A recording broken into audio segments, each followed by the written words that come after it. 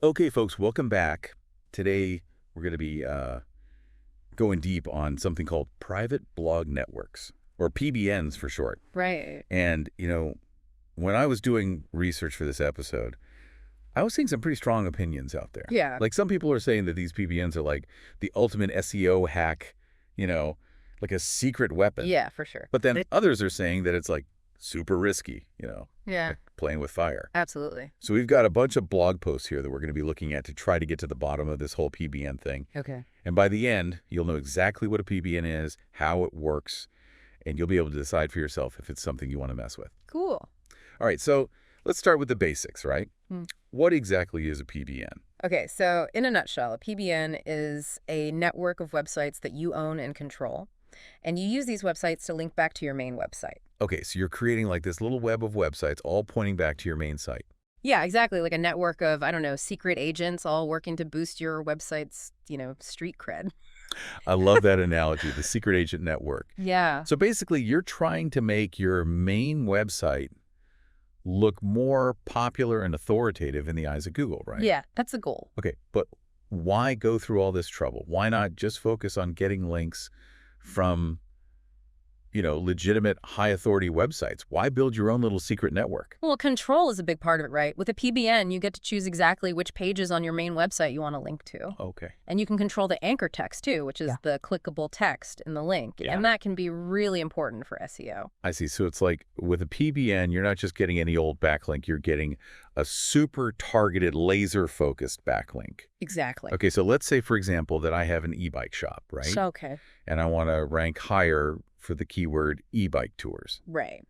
So with a PBN, I could create a website, let's say, all about e-bike trails in California. Yep. And then I could write a blog post about, I don't know, the best e-bike trails in California. Right. And in that blog post, I would link back to my e-bike tours page using the anchor text, best e-bike tours. That's it. So it's like I'm telling Google, hey, this page on my website is all about the best e-bike tours. Yeah, exactly. Okay, so I could see how that would be really powerful. It can be, yeah. But isn't Google like really good at sniffing out this kind of stuff? I mean, don't they penalize websites that are trying to manipulate their search results? They do, yeah. Google's algorithms are getting better and better at detecting PBNs. Okay. And if they catch you, they can hit you with a manual penalty, which can be really bad news. Oh no, like what happens if you get a manual penalty? Well, it basically means that a real human at Google has looked at your website and decided that you're trying to game the system. Oh wow, so it's not just an algorithm, it's like a person saying, nope, not cool. Exactly, and those penalties can be really hard to recover from. Oof, yeah, I bet. Like, it can take months, even years to get back in Google's good graces. Yeah, that sounds scary. Yeah. Okay, so PBNs, they can be super effective, but they're also risky. Yeah. So I guess it comes down to, how much risk are you willing to take? Exactly. All right, so let's talk about the content on these PBN websites. Sure. Does it have to be, like, high quality? Yeah, absolutely. That's one of the biggest things. Okay. Like, Google is really cracking down on low-quality content, like spun content or just, like, gibberish with a few links thrown in. Right, that makes sense. So the content on your PBN sites needs to be good, like really good as the content on your main site, if not better. Okay, so even if you're using PBNs, you can't just ignore the whole content is king thing, right? Nope, content is still king. All right, so I was reading one of these blog posts, Hmm. and it was talking about how you can actually use PBNs to amplify your already awesome content. Yeah, that's a good strategy. Okay, so can you give me an example of how that would work? Sure, so let's say you have that e-bike shop again, and you've created this amazing guide to e-bike maintenance. It's like the ultimate e-bike maintenance guide, super detailed, really helpful. Awesome. Now, you could create a blog post on one of your PBN sites about common e-bike maintenance mistakes. Okay. And in that blog post, you would link back to your awesome e-bike maintenance guide on your main site. Gotcha. So you're providing valuable content to the readers of your PBN site, Right. and you're also giving your main website a little SEO boost at the same time. Exactly. It's a win-win. That's cool. I like that. It's like a content multiplier. Yeah, you could think of it that way. All right. Now, these blog posts also mention something called Web 2.0 PBNs. Right. Can you explain what those are? Yeah, so Web 2.0 PBNs are basically PBNs that are built on free platforms like free blogging sites or even social media profiles. Oh, interesting. The advantage is that you don't have to pay for domains or hosting. Okay, so that sounds pretty appealing. It can be, yeah, especially if you're on a tight budget. But I'm guessing there's a catch, right?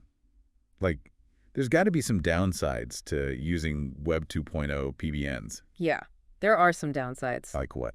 Well, first of all, these free platforms often have pretty strict rules against spammy content and manipulative linking. Okay, so if they think you're trying to game the system? Yeah, they can shut down your blog pretty quickly. Oh, wow.